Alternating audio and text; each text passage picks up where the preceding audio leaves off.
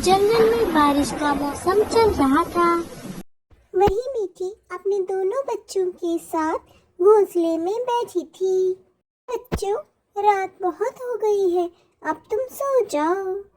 मुझे नहीं सोना माँ, मुझे भूख लगी है, मुझे खाना दो। मुझे माफ कर दो मेरी बच्ची, सुबह जैसे ही होगी और बारिश बंद होगी मैं तुम्हारे लिए खाना लेकर आऊंगी। नहीं माँ, तुम हमेशा हमें यही कहती हो, मैं और मेरा भाई कितने भूखे हैं। ठीक है मेरी बेटी, जैसा तुम कहो, मैं अभी जाती हूँ किसी से खाना मांगने। तेज बारिश में मीठी बच्चों के लिए खाना लेने निकल जाती है। मीठी तोते भैया के घर पहुँचती है। मीठी, क्या चाहिए तुम्हें? तोते भैया, मेरे बच्चे बहुत भूखे हैं, सुनिए जी, जो हमारे पास दाना है वो मीठी को दे दीजिए। बहुत बहुत शुक्रिया तोती बहन। फिर मीठी दाने लेकर अपने घर की ओर निकल पड़ती है और मीठी की गुड़िया इतने सारे दाने देकर झटपट उन्हें खा लेती है। वाह माँ, इतने स्वादिष्ट दाने, ये खाकर मजा ही आ गया। कालू जी, मेरे पेट में चूहे कूद रहे हैं। गौरी जी, तो मैंने कौन सा पकवान खाए हैं? मैं भी तो आपकी तरह भूखा ही हूँ। मेरे सामने ज्यादा चूचा मत करे, जाए और मेरे लिए खाना लेकर आए। कालू गौरी की बात मानकर चिड़िया के घर पहुंच जाता है। कालू भैया आप? हाँ मीठी बहन, दरअसल मेरी गौरी को बहुत भूख लगी है और आप जानती हैं, जब गौरी को भूख लगती है तो वो अपने गुस्से में मुझे भी पीट देती है। अगर आपके पास कुछ दाने हो तो हमें दे दीजिए, क्योंकि इस बरसात के मौसम में जंगल में दाना मिलना मुश्किल ही नहीं, नामुमकिन है। मुझे माफ करना कालू भैया, मेरे घर में भी दाना नहीं है।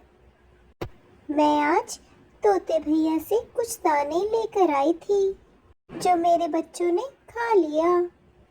मीठी की बात सुनकर कालू निराश हो जाता है और खाली हाथ अपने घर लौट आता है।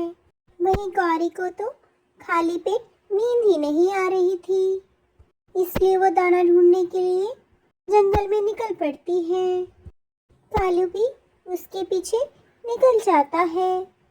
वहीं गौरी रात के अंधेरे में उल्लू के घर पहुंच जाती है, जहां उसे उल्लू की पत्नी का हार नजर आता है, लेकिन उसे चोरी करते उल्लू पकड़ लेते हैं। चोर चोर, पकड़ो पकड़ो मेरा हार। चिल्लाते चिल्लाते वो दोनों गौरी को पकड़ लेते हैं। छोड़ो छोड़ो, मेरी गौरी को छोड़ दो, इससे बहुत बड़ी गलती हो गई, इसे माफ कर दो। कालू और गौरी बड़ी मुश्किल से अपना पीछा छुड़ाकर उल्लुओं से बच निकलते हैं। हाय रे, मार डाला, उन कमबख्त उल्लुओं ने मार मार कर मेरी जान ही निकाल दी। अरे गौरी जी, अगर मैं वक्त पर ना आता तो आज आप मेरे साथ ना होती। वो तो अच्छा हुआ मैं आपके पीछे चल पड़ा, वरना वो आज उल्लू आपकी जान ही ले लेते। तभी दरवाजे पर दस्तक होती है। कालू जी, देखिए वो कमबख्त उल्लू दोनों घर आ गए, मुझे तो बहुत डर लग रहा है। तभी रानू आवाज देती है, कालू भैया दरवाजा खोलिए। अरे रानू बहन, आप आइए आइए, अंदर आइए।